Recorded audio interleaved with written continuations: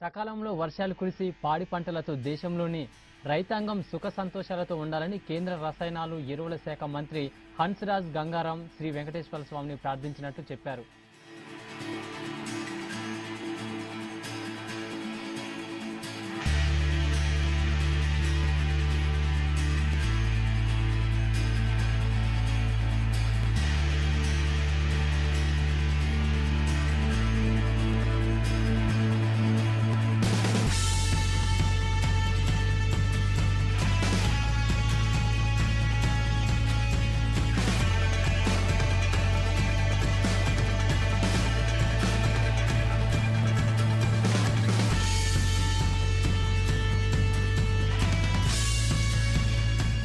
ఇవాళ ఆయన శ్రీవారి కళ్యాణోత్సవ సేవ విరామ సమయంలో ఆలయానికి వెళ్లి స్వామివారిని దర్శించుకున్నారు.